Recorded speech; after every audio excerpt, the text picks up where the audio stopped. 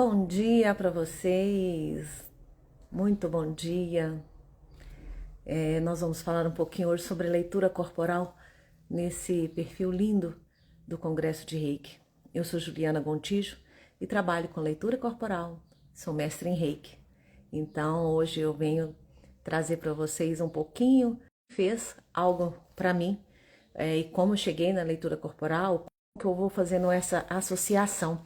Então hoje o nosso assunto é um pouquinho diferente nesse sentido de que por que eu incorporei Reiki com a leitura corporal.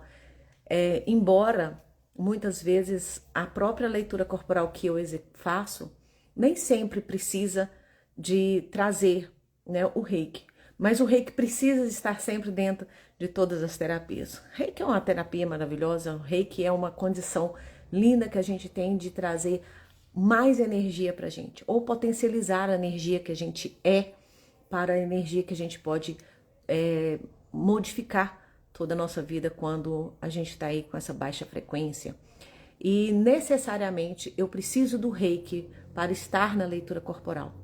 Então nem sempre a leitura corporal em si eu preciso de ativar necessariamente o Reiki, mas o Reiki tem que estar para mim nesse contexto todo. O Reiki tem que estar ativo sempre, né? O Reiki é aquele que você levanta de manhã já com energia, você dorme com energia e essa energia torna-se a energia da gratidão, a energia do amor, a energia de tudo, né? Então o Reiki ele não pode ficar de fora de nenhuma associação, no meu entendimento, nenhuma associação com outras terapias, né? Então eu trago sempre essa condição na minha vida de que quanto mais eu posso fazer melhor, mais o Reiki entra na minha vida. Ah, Juliana, então tudo que acontece na sua vida está tudo de bom? Não, está tudo melhorando, né? Tudo melhorando. Sejam bem-vindos todos vocês que estão chegando aqui agora. Vou repetir, é um prazer estar aqui dentro desse perfil do Reiki para esse congresso lindo que vai acontecer. Eu já estou aí nesse congresso, já vai fazer 3 anos, né, que eu estou no congresso de Reiki. Participei ativamente, foi a partir deste congresso que muitas coisas começaram a mudar na minha vida. Foi a partir do Reiki em si que as coisas começaram a ter grandes alterações de melhorias na minha vida, de entendimento, né? No Reiki eu fui envolvida nessa energia em que me completou e que me completa até hoje, né? Ela foi me moldando, aliás, eu acho que nem vou usar a palavra moldar, ela foi me mostrando novos caminhos, né? Eu acho que a energia do Reiki é exatamente isso, te mostrar novos caminhos, trazer para você uma vivência melhor, uma potência maior daquilo que a gente verdadeiramente é. E que muitas vezes fica tão guardadinho dentro da nossa cabeça, tão guardadinho dentro do nosso coração, principalmente guardadinho lá no nosso inconsciente, que muitas vezes a gente não consegue fazer essa percepção. A gente não consegue trazer à tona a percepção. E o Reiki vem exatamente trazer essa leveza energética. Fazer com que tudo que a gente tudo que a gente consegue fazer nas nossas vidas seja algo que nos grandifica, né? E vai nos qualificando para ser cada dia melhor nessa energia linda e maravilhosa. Então eu tenho assim por mim que o Reiki, ele foi muito abençoado desde quando a palavra Reiki chegou para ser o codinome da energia universal, né? Então eu vivo a presença do Reiki todos os dias na minha vida. Eu vivo a grandiosidade que essa energia potencializa a gente todos os dias. Eu vivo essa autodescoberta constante da minha vida. E foi exatamente a partir do Reiki que as coisas começaram a fluir. Eu pratico outras técnicas, eu pratico a barra de Axis, eu pratico a leitura corporal, que é o meu cargo-chefe em relação ao tratamento de uma possibilidade, né, de um cliente, de possibilidades de melhora. E o Reiki, ele é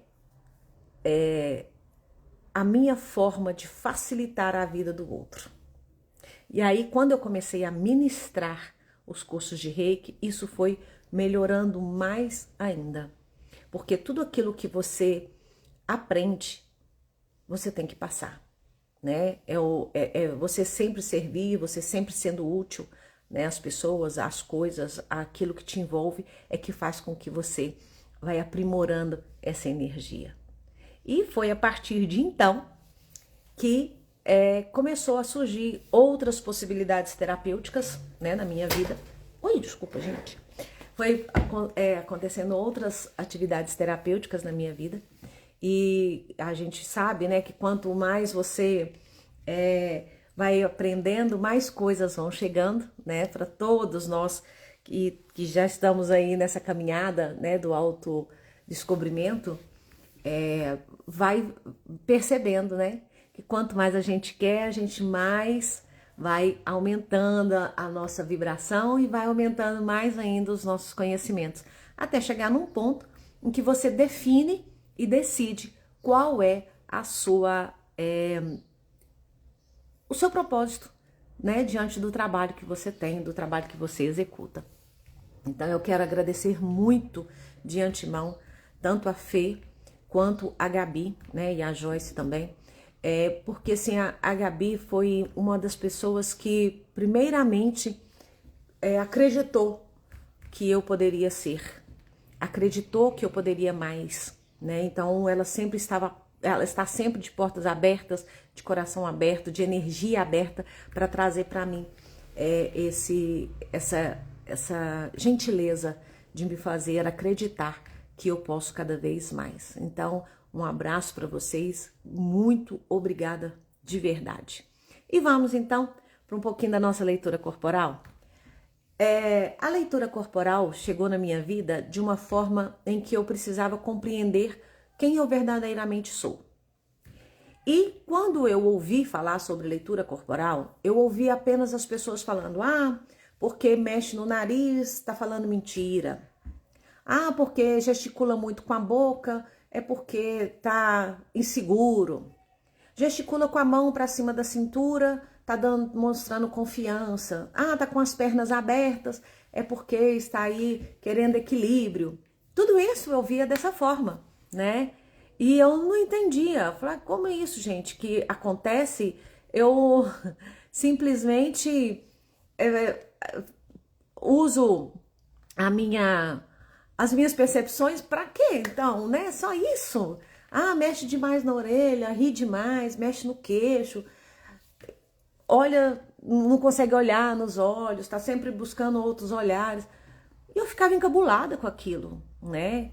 Porque eu não queria que as pessoas me vissem, né? Que eu estaria insegura ou que eu não conseguia ver alguma coisa que era maior ou menor, que eu não conseguia perceber as pessoas. Então eu não entendi aquilo.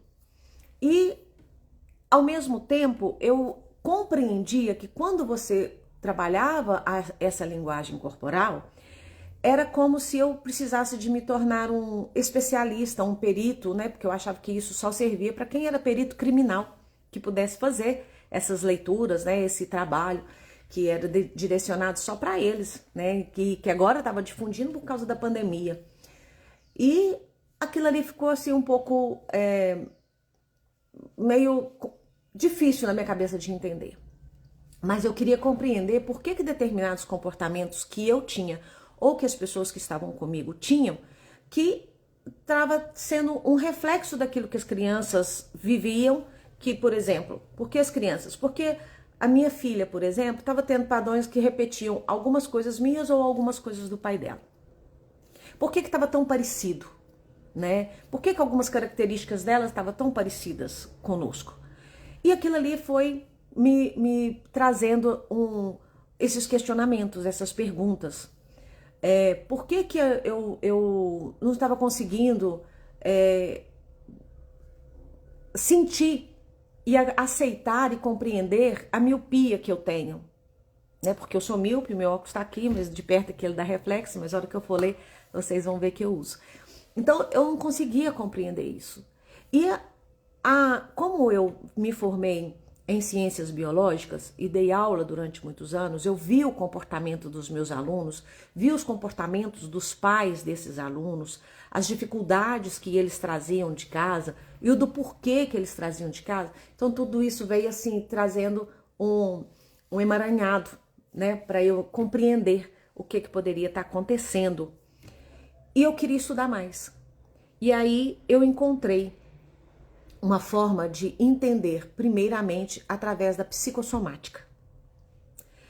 Depois da subjetividade que essas coisas estavam trazendo.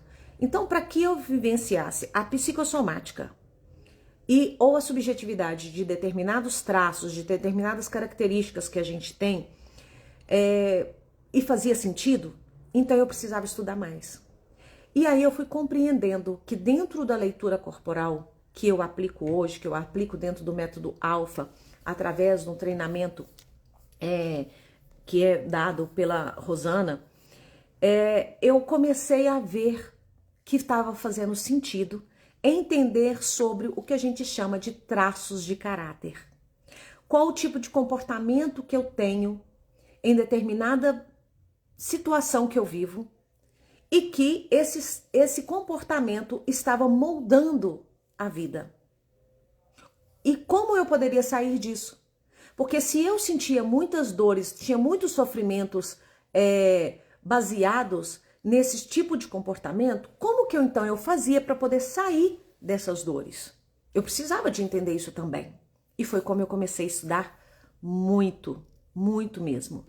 E aí eu vim aprendendo algumas coisas. A primeira delas foi que a gente chama de trauma, né, sobre determinadas coisas que acontecem na nossa vida. E aí eu fui aprendendo que não eram só traumas, eram as traumatizações que estavam ficando impregnadas no meu subconsciente e inconsciente. E no das pessoas também com quem eu trabalho. Então, quando a gente vai trabalhando essa anamnese, quando a gente vai trabalhando com o cliente, a gente vai percebendo que muitas vezes as pessoas não têm um trauma específico. Elas têm aquilo que causaram traumatizações nela a partir de um evento, que seria o trauma, né? E a partir deste evento, essas características foram ficando. Essa condição de vida foi ficando. Por isso foram trazendo as traumatizações.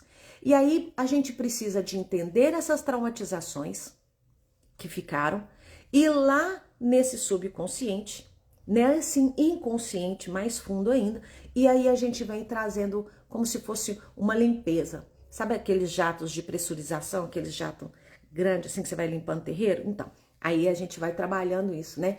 Buscando, entendendo o que está lá, foi causado um evento e o que causou. Aí a gente volta um pouquinho nessa causa e a gente vai fazendo como se fosse essa limpeza. E é aí que o Reiki entra, né? É aí que eu consigo trazer essa fonte energética para a pessoa entender. Então eu preciso levar a pessoa a uma meditação, eu preciso entender o problema dessa pessoa e aí eu começo a trabalhar com ela, como eu vou curar, entre aspas, tá? Porque não é uma cura, é uma propensão de melhora desse inconsciente, né? Através dessa limpeza dessas traumatizações. E baseado nessas traumatizações, eu comecei também a perceber por que as pessoas estavam atraindo tantas coisas para ela. Porque tudo na nossa vida, a gente tende a culpar o outro sobre determinadas coisas que nos acontecem. É ou não é? Tudo o que acontece na nossa vida, a gente conta uma historinha e dessa historinha a gente se livra de um determinado problema, que a gente acha que é assim, né? A gente se livra de um determinado problema, porém a gente não soluciona aquele problema em real e específico. Então eu começo a não entender por que meus problemas estão sendo repetitivos. Eu começo a compreender por que tudo na minha vida está se repetindo. É porque ainda existe o que a gente hoje chama de engramas, né? A gente vai repetindo bloquinhos de informações que ainda não foram completamente moldados, diferenciados, foram colocados essa limpeza. Então eu começo a compreender isso, que eu sou responsável por tudo aquilo que eu atraio para mim. Então tudo que me acontece na vida não é o outro, porque lá no meu subconsciente, o subconsciente não entende o outro. O meu inconsciente, ele vai lá e registra informações que muitas vezes eu lembro e outras não. O subconsciente não traz essas informações como sendo um problema do outro. E quando eu vejo um problema no outro, não é o outro exatamente, sou eu.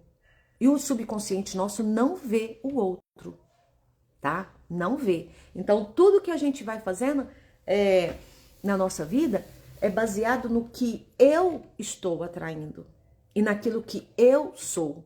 E diante de quê? Diante do comportamento que eu tenho de padrões lá da minha infância. Olha que bacana. Então, quando a leitura corporal entra, quando eu começo a compreender que tudo o que acontece na minha vida sou eu quem atrai. E que o meu inconsciente é que registrou tudo. E não talvez como aconteceu aquele evento que pode ter gerado um trauma. Por isso nós chamamos de traumatização, porque foi a interpretação que eu dei para aquele evento que tenha me acontecido no inconsciente. Olha como isso é formidável. E a partir daí eu fui assim buscando todas as informações possíveis sobre leitura corporal. E aí eu percebi que era diferente eu usar leitura corporal com linguagem corporal. Então, a leitura corporal é aquela que eu faço, observo os traços de caráter, que eu vou falar para vocês rapidinho o que é, os traços de caráter, de comportamentos que eu tenho desde a gestação até por volta dos 7, 8 anos de idade, 9. Tem uns que a gente vai até 10, tá? E a gente vê aí que existiu esse processo em cada um deles. E o que representa isso? Representa os momentos que eu me sinto rejeitada e não consigo fazer alguma coisa. Representa os momentos que eu não consigo realizar-me profissionalmente porque eu ainda tenho algo que eu possa ter sofrido uma rejeição da minha interpretação, tá? Pode ser que não aconteceu. Como eu vi meu pai, como eu vi minha mãe. Por que meus relacionamentos não dão certo? Eu sou abandonada sempre. Porque um dia, lá na minha infância, lá na minha fase oral, eu posso ter sentido, entendido que eu fui abandonada. E aí isso eu carrego nessas informações. Ah, por que eu sofri algum abuso? Eu não sei, eu nunca soube que eu sofri um abuso sexual, um abuso oral, qualquer coisa. Mas foi um abuso. Ah, então eu não entendi isso? Não. Mas por que então eu não estou conseguindo hoje ser organizada? Por que hoje eu estou vivendo coisas que não estão compatíveis? Porque eu sofri. Mas eu não sei. Não sei, porque está lá no inconsciente. Ah, então como que eu vou me livrar disso? A gente vai buscar informações e vamos trabalhar cada uma das etapas dentro dos traços de caráter. Então, os traços de caráter, eles não são definitivos na nossa vida. E o que são esses traços de caráter? São a forma de comportamento que eu tenho gerado desde a gestação. Então, meu primeiro traço de caráter, lá dentro da barriga da mamãe, a partir da concepção, é chamado de esquizoide. Esse esquizoide, qual o próprio nome fala, é a esquisitice mesmo da coisa, né? Então, por exemplo, eu posso definir uma pessoa, olhar para uma pessoa, como eu, por exemplo, que uso óculos, né? Como quem usa óculos, geralmente, né, tem um pequeno traço de esquizoidia aí, porque eu vou definir a pessoa, aquela ali é um esquizoide, olha o tamanho do óculos dela, ah, não, mas ela é míope, então ela é oral. A gente não pode definir simplesmente assim, porque existiu algumas traumatizações lá. Então, o esquizoide, ele é aquela característica onde que muitas vezes ele pode ter se sentido rejeitado. É ali a primeira parte da rejeição.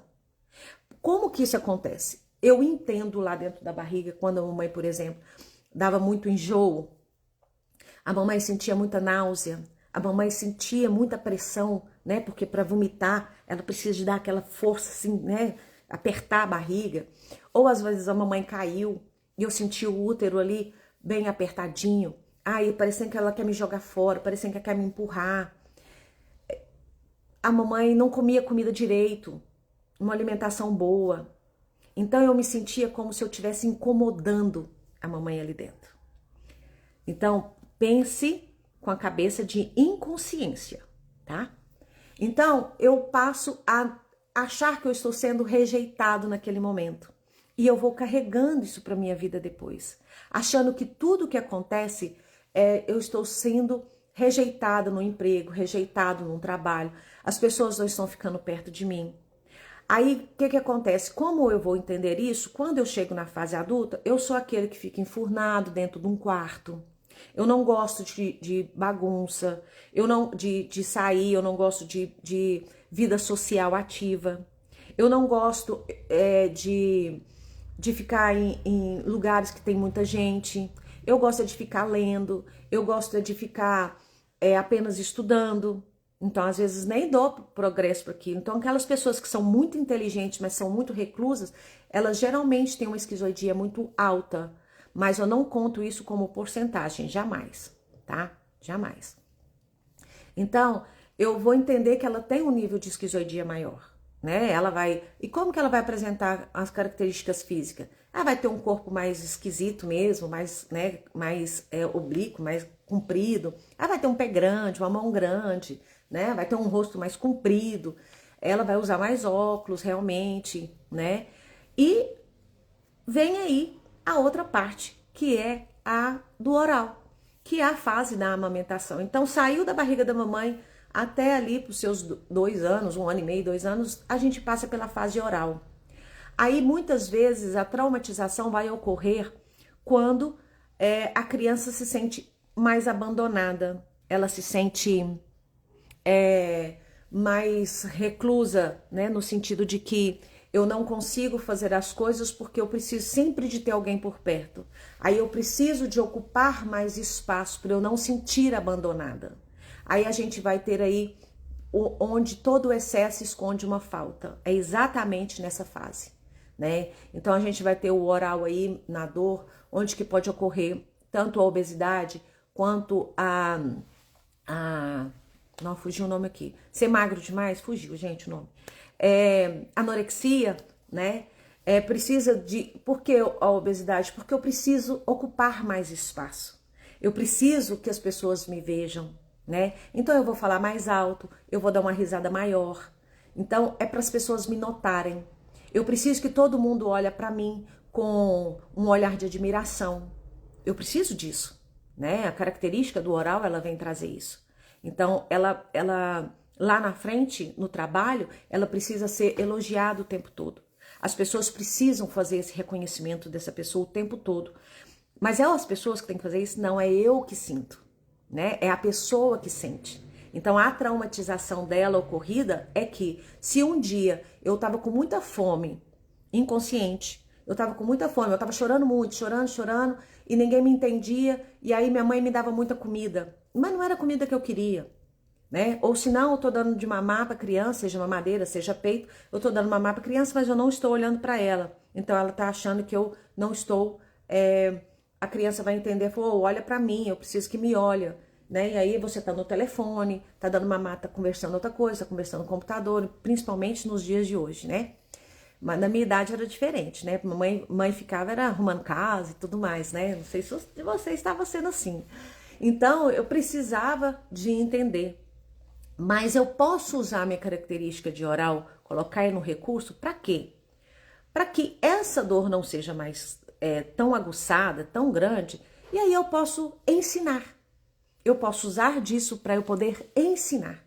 Então, eu vou me tornar uma professora, eu vou tornar uma palestrante, né? Eu vou me tornar uma pessoa que consigo lidar com todas as pessoas. Geralmente, Quem tem um traço de caráter oral mais forte um pouquinho, são as pessoas muito queridas, né? Se você tem vontade de estar perto dela, sabe? Essa é uma das características, são pessoas muito risonhas, muito abertas, né? Então, por isso, a linguagem corporal é um pouco diferente, tá? Depois disso, a gente vai, até vou colocar meu óculos aqui, porque aqui tem um pedaço bem interessante, que é do traço chamado psico.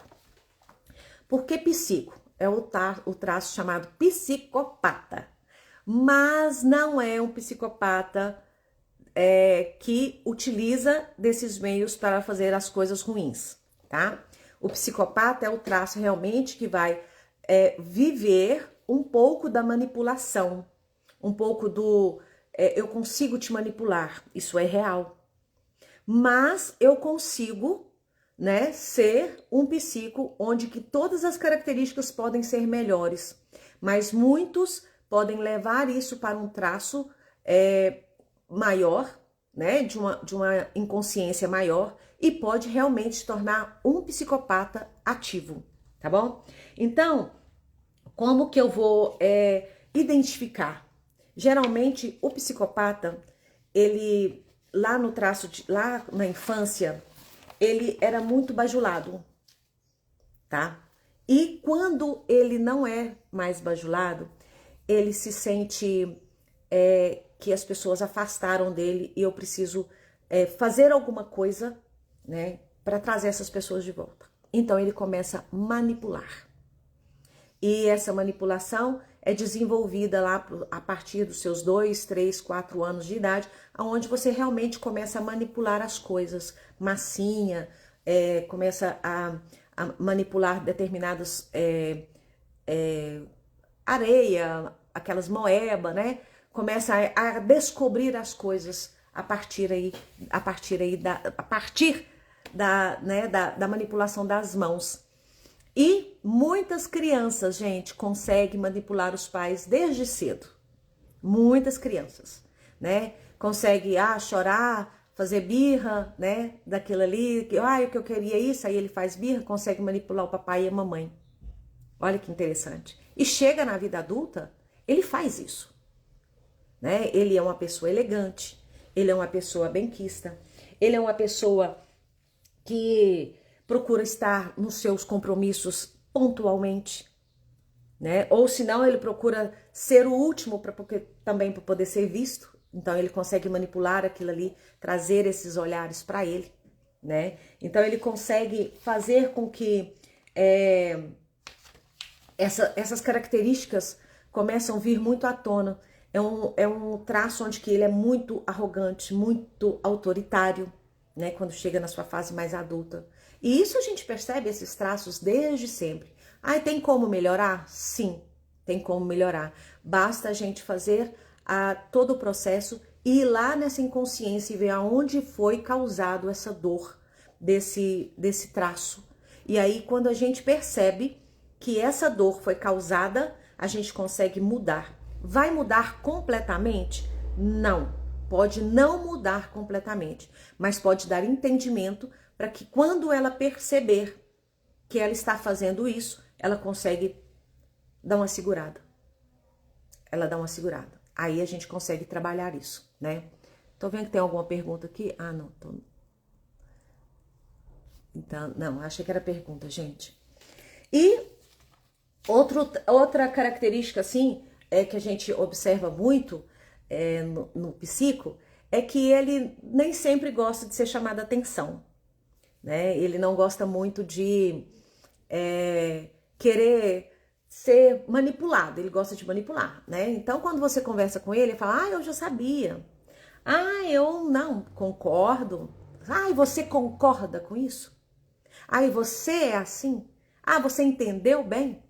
Tá entendido?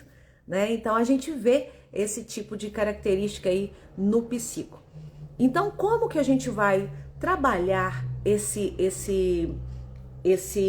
psicopata, né? Esse traço psico, quando ele é muito forte ou quando ele está na dor?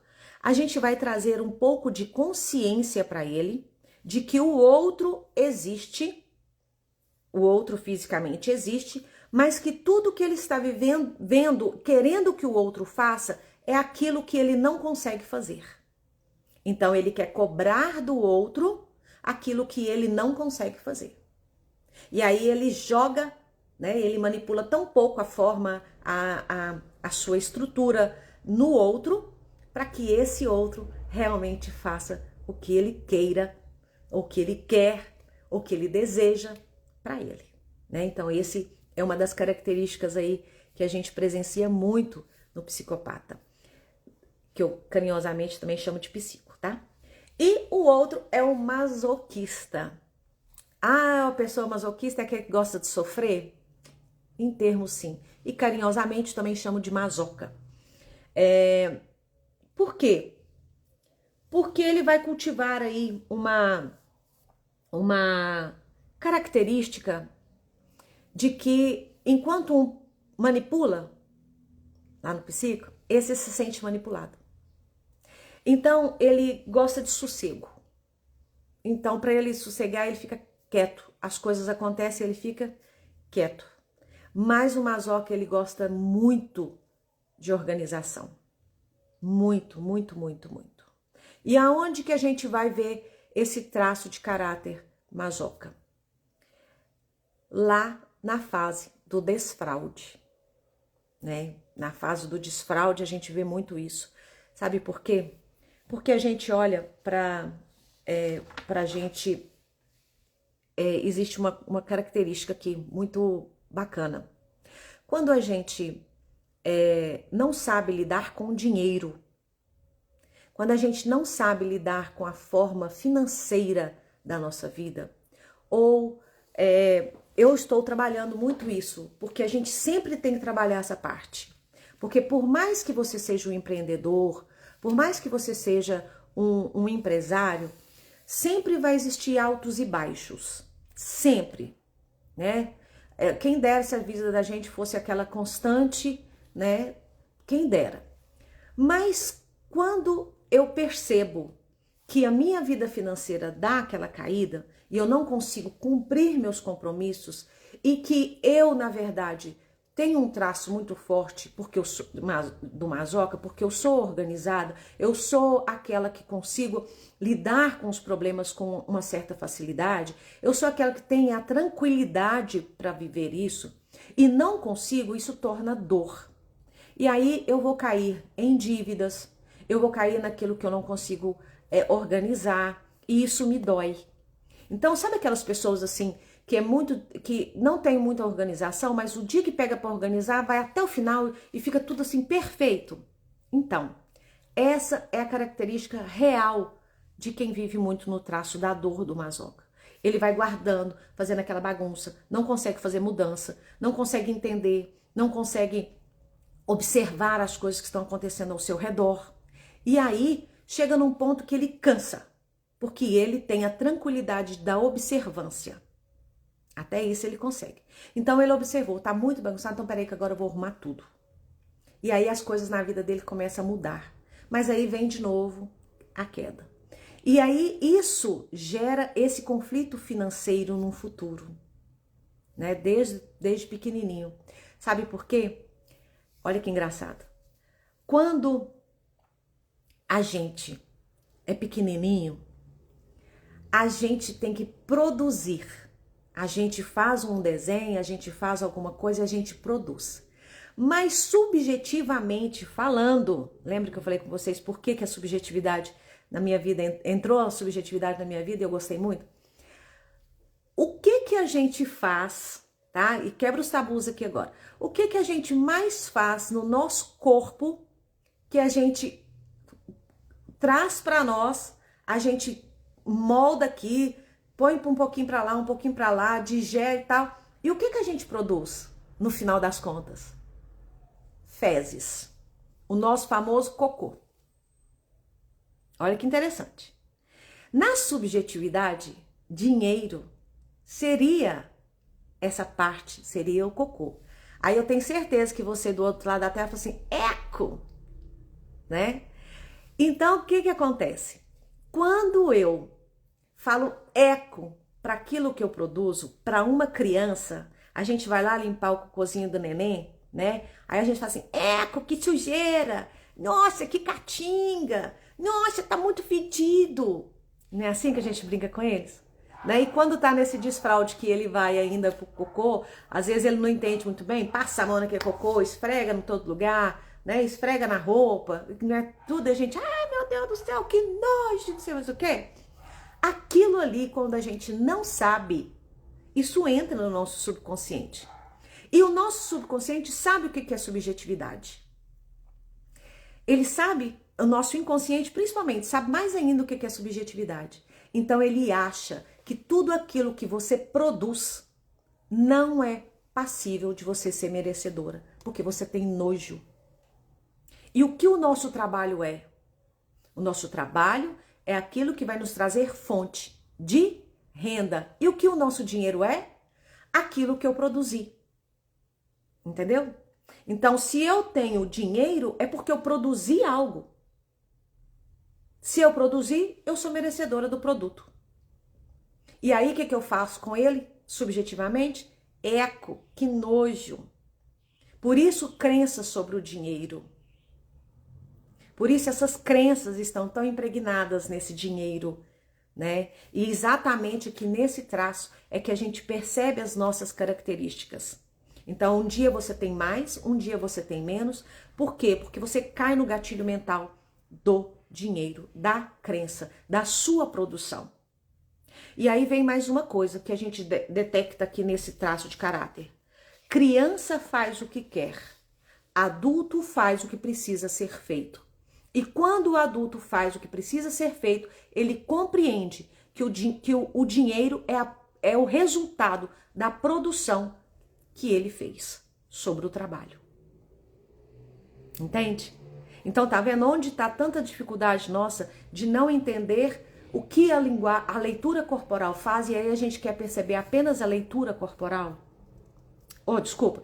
Quando a leitura corporal e a gente só percebe a linguagem corporal, a leitura passa a ser real, porque a gente vai lá no fundo, a gente vai lá no íntimo dessa pessoa para a gente trazer essa consciência de volta.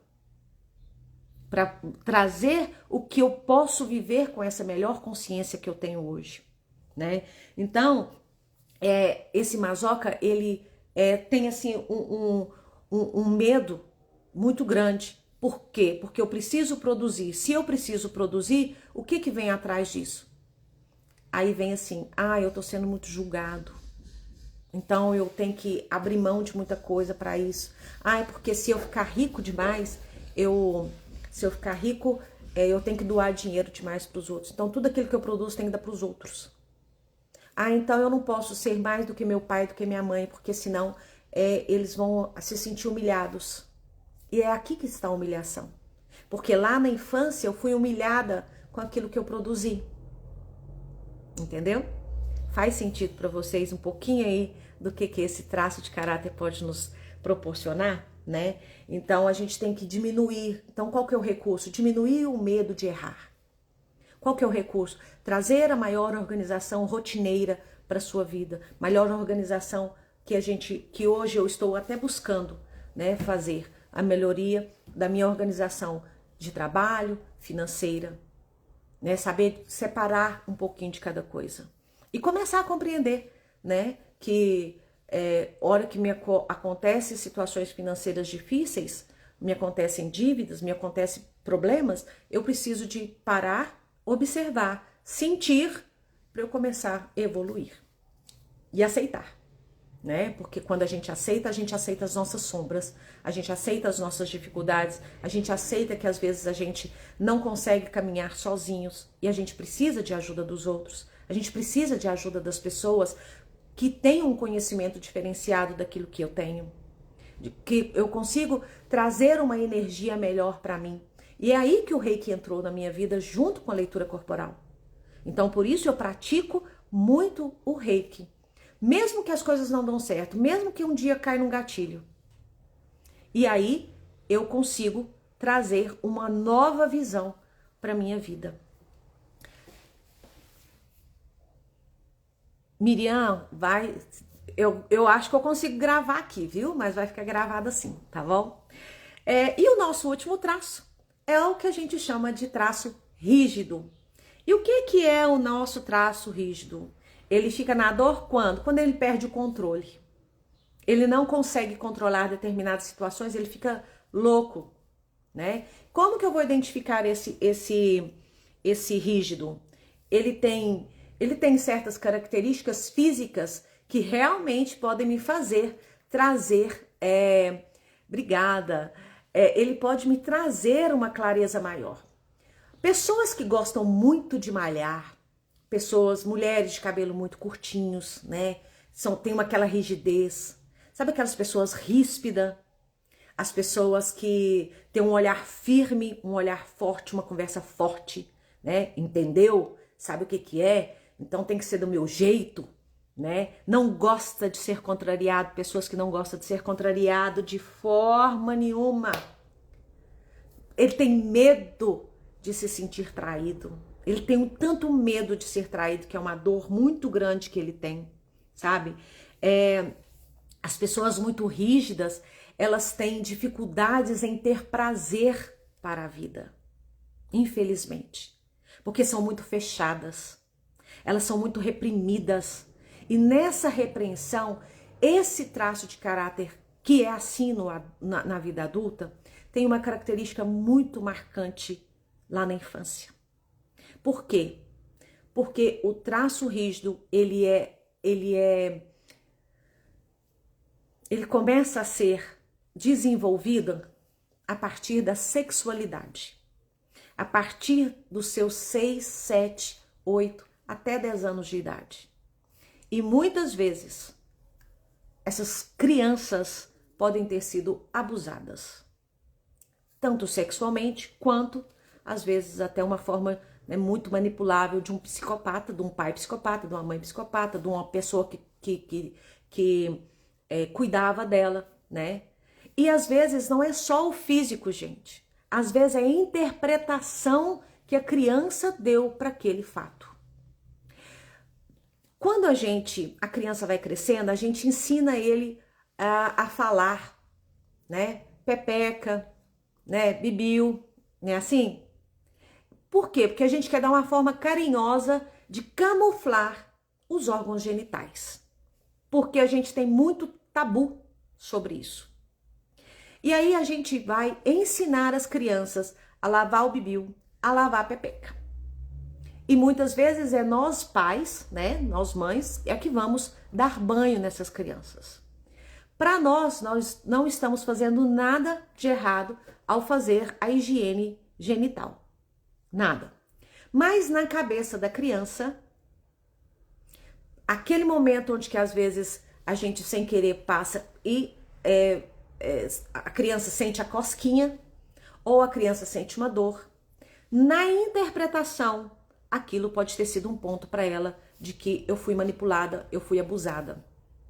E como que a gente vai identificar isso? A criança passa a ser reprimida lá na frente. Ah, mas só isso? Tem umas que passam batido, gente. Talvez isso nem faça diferença na vida delas. Mas tem outras que isso fica arraigado, porque isso vai repetindo. Isso vai repetindo. Quando a criança começa a descobrir essa sexualidade e o pai e a mãe descobrem, a primeira coisa que é feita é que, menino, não pode mexer nisso não, menino, né?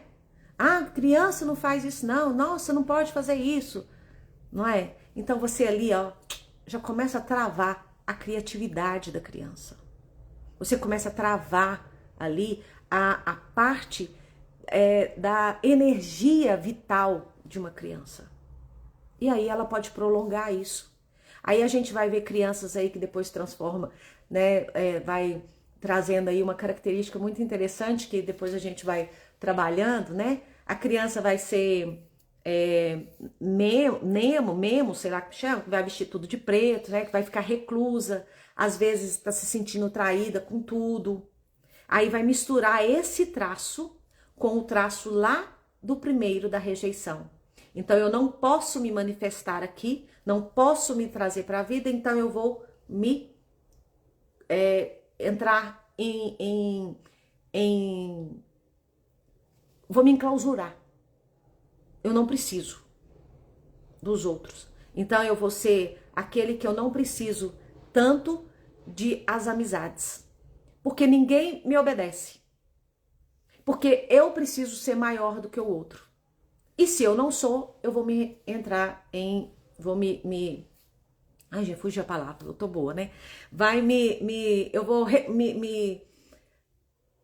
vou me fechar no meu mundo, né? Então a gente tem aí uma sensação muito grande que o rígido, ele não aceita o fracasso. O fracasso dói. E muitas vezes ele não consegue sair desse ponto de fracasso. Ele precisa ser trabalhado. Muitas vezes esse rígido, ele é tão severo com ele mesmo, ele precisa ser perfeito. Tudo para ele precisa de perfeição. Tudo para ele. Se não for perfeito, não serve. Né? Não é que é ditado, se não for para eu chegar chegando, eu nem vou. Enclausurar. Isso mesmo, obrigada. Então, se não for para eu chegar chegando, eu nem vou. Se não for para me obedecer, se não for para eu estar ali na minha posição, se não for para eu estar por cima, não preciso de eu estar. Isso é dor, porque são características que estão lá atrás. São características que foram vivenciadas lá atrás nessa parte da sexualidade, nessa parte desse desenvolvimento. Então, o que eu vou olhar para isso? Eu vou viver isso.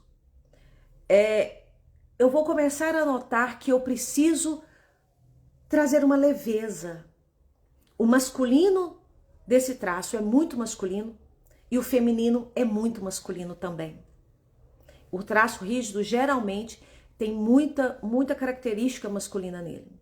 Então é por isso que muitas mulheres estão aí, né, vivendo sozinhas, muitas mulheres que estão aí servindo de homem, né, para poder viver melhor. Elas são muito machistas, assim, no sentido de que eu posso fazer igual o homem, eu posso ser como o homem.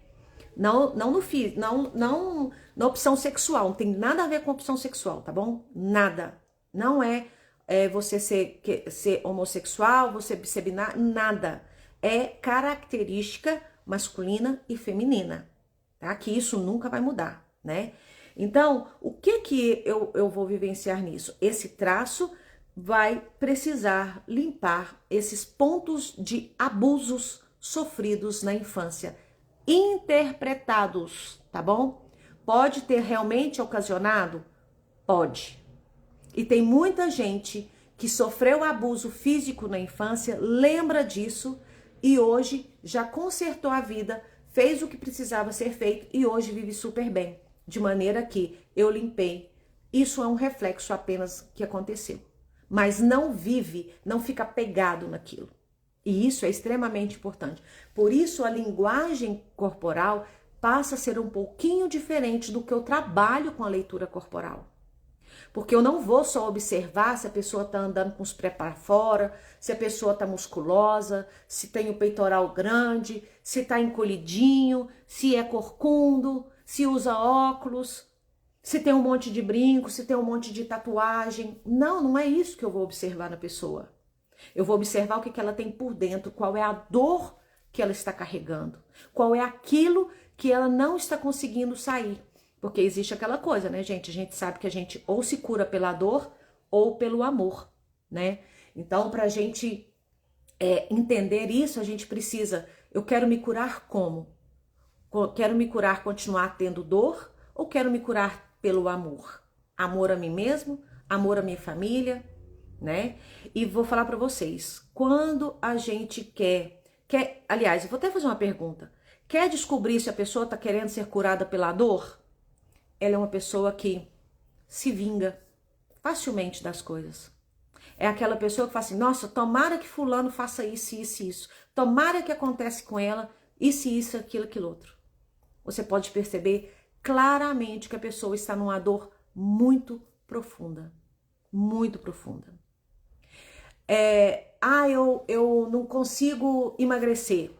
A pessoa está numa dor muito profunda de que um dia ela foi abandonada. E ela precisa, às vezes, usar lá no seu traço rígido da ambição de querer ficar boa, daquela que eu não vou me trair pelas coisas que eu tenho. Ela vai precisar de usar muito recurso para depois ela curar a sua obesidade. Então tudo tem recurso. Tudo tem recurso. Desde que você se aceite a amar aquilo que precisa ser amado, que são as nossas sombras. E a gente faz exatamente isso. Ah, Juliana, e onde que o reiki entra? O reiki entra onde todas essas características eu trabalho elas com meditação. Eu vou de meditação bem profunda, às vezes meditação de meia hora, 40 minutos, que a pessoa fica ali, pode até mexer, mas ela fica ali 40 minutos vivenciando um processo, um inconsciente. E quando ela começa a viver esse inconsciente, ela começa a fazer essa limpeza. E eu preciso de energia vital, eu preciso de energia universal, eu preciso da energia canalizada. Então o reiki entra na minha vida para eu ser um canal de canalização de energia para essa pessoa, de prosperidade, de abundância, de amor, de saúde. Então, eu faço essa energia entrar na pessoa, através de mim, a partir daquilo que eu dou acolhimento a essas dores que ela está sentindo.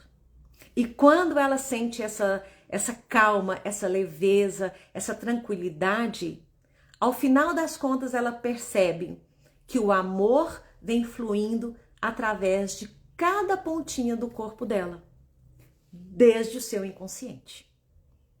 Então, tem pessoas que falam assim, nossa, Juliana, como que você consegue rir tanto, com tanta dificuldade, e às vezes você ri tanto? Eu falei, como que eu ri tanto? Gente, é porque quando você sente essa energia potente em você, a gente muda. Esses traços de caráter, eles são mutáveis. Não significa que eu sou masoca, o meu traço maior é masoca, que eu vou viver a vida inteira. Não, ele foi predominante. Mas eu posso trazer tanto recurso para ele que eu vou levar um pouco do meu traço rígido. Eu vou levar um pouquinho do meu traço do esquizoide, né? De estudar. Eu vou levar um pouquinho do meu traço do rígido para dançar, para viver melhor, para não me sentir mais traída por algumas situações que às vezes foi uma interpretação que eu dei. Então eu trabalho a subjetividade e aí quando essa subjetividade entra, eu consigo sanar a psicossomática, eu consigo sanar determinadas doenças. Eu consigo aumentar um tempo de qualidade para a pessoa. Eu consigo fazer com que a pessoa se veja de fora na observância da própria vida. Então esse é mais o caminho onde que eu agrego tanto a leitura corporal quanto o reiki na minha vida. E é assim que eu atendo as pessoas, fazendo uma anamnese profunda, uma anamnese bem minuciosa para entender de verdade quais são as coisas que eu posso melhorar para essa pessoa, quais são os pontos que eu tenho aqui que eu vou incorporar nesse meu tratamento para que a pessoa possa se sentir melhor. Então esse é a parte mais grandiosa que eu consegui entrar na meditação, no reiki e na própria leitura corporal, a partir do trabalho que eu tenho, do estudo que eu tenho, né, da leitura corporal, do meu trabalho terapêutico. Então aí eu passo a ter a terapia integrativa tudo junto. E aí eu vou dando os princípios, né, da terapia integrativa. Aconselho já desde já vocês a tomarem sol, fazer ground, com contato com a natureza, pezinho no chão, sol na palma das mãos, gente. É importantíssimo a gente tomar água e ter um sono bom. Então o reiki faz tudo isso? Faz, mas eu preciso também trazer a harmonia de dentro para fora. Porque a energia vem de fora, né, entre aspas, de fora, de encontro com a energia que você tem de dentro, porque é aquilo que você é. Então elas vão se entrelaçar e aí potencializa o ser que você é, o ser que eu sou, né? E uma das coisas que eu mais faço na minha vida e que eu gosto muito de dizer é que a gente precisa servir e ser útil. Se você guarda todo o conhecimento para você, de nada adianta, porque ele passa a ser só seu, né? E eu vou convidar aqui nos 3 últimos minutinhos dessa live, quero convidar você a fechar os seus olhos nesse momento, numa posição confortável, com seus pés no chão. Procura manter sua coluna ereta. São menos de 3 minutinhos, tá? Sua coluna ereta. Não vai ter musiquinha. Quero trazer vocês num movimento de conexão com o seu corpo. Apenas isso. Eu nem vou aplicar um reiki. Eu vou deixar você sentir essa energia do reiki aí do outro lado da tela. Então, sente-se confortavelmente, de olhos abertos. Coloque suas mãos sobre suas coxas, sua coluna ereta. E olha para um ponto na sua frente. Observe esse ponto e quanto menos ele tiver coisas ao redor, melhor é. Mas observe um ponto na sua frente. E você vai fazer o seguinte exercício. Você vai olhar para o ponto e inspirar. Quando você expirar, você vai olhar para cima e solta todo o ar. E olha de volta para o ponto. Inspira, olha para o ponto. Expira, olha para cima. Expirou, olha para o ponto. Inspira, olha no ponto. Expira, olha para cima. Inspira, olha para o ponto. Expira, olha para cima. E a última vez. Inspira, olha para cima. Desculpa. Inspira, olha para o ponto. Expira, olha para cima. E agora você vai olhar de volta para o ponto. E lentamente fecha seus olhos. E mantenha a sua respiração. Preste atenção no ar que entra no seu nariz. Se ele está quente, se ele está frio, se ele está trêmulo, se ele está contínuo. Quando você fizer essa inspiração e essa observação, perceba esse ar percorrendo por todo o seu corpo, como se ele estivesse indo em todas as partes do seu corpo, buscando tudo aquilo que está ruim, negativo, dolorido. E você vai expirar uma fumacinha preta. Você inspira o ar, percebe ele percorrendo todo o seu corpo, rodando todo o seu corpo, e na expiração vai sair uma fumacinha cinza escuro. Inspira, perceba esse ar correndo por todo o seu corpo, e ao expirar essa fumacinha vai sair um cinza claro. Inspira, perceba o ar correndo todo o seu corpo, e na expiração vai sair uma fumacinha cinza bem clarinho. Inspira, perceba o ar percorrendo por todo o seu corpo. E agora a sua expiração está saindo transparente. E a cada momento que você inspirar e expirar, você vai perceber que o ar que entra é da mesma cor que o ar que sai. Vai sentindo essa conexão com seu corpo, com sua mente, com seu espírito.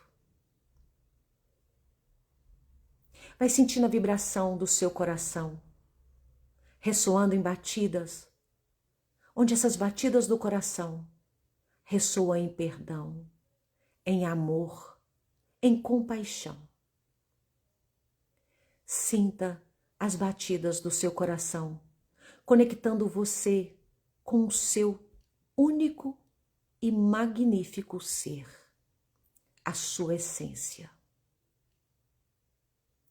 Sinta a energia vindo da fonte criadora, percorrer pelo seu corpo interno através das batidas do seu coração e exalar por todo o seu ser a partir da sua expiração.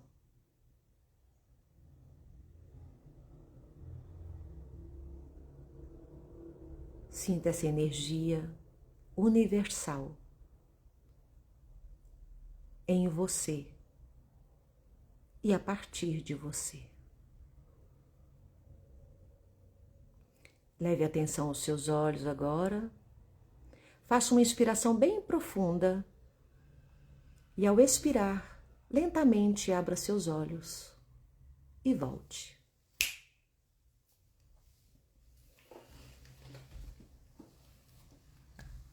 Meus amores, mais uma vez, eu quero agradecer a presença de vocês.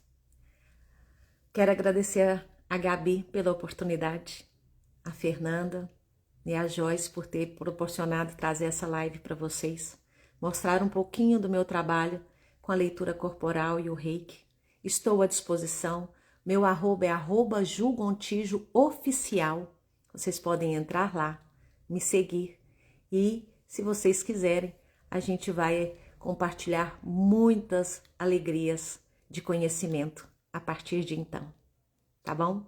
Um grande abraço para vocês. Aproveite o Congresso do Reiki, que é maravilhoso. E esse ano eu tenho certeza que vai ser mais lindo ainda. Parabéns, Gabi, parabéns, Fê, pela iniciativa, por vocês, né, apresentarem para nós essa frequência tão maravilhosa que é o reiki, de uma forma tão brilhante, tão magnífica e tão diferente, tá bom? Eu que agradeço, obrigada a vocês que estiveram comigo aqui, viu?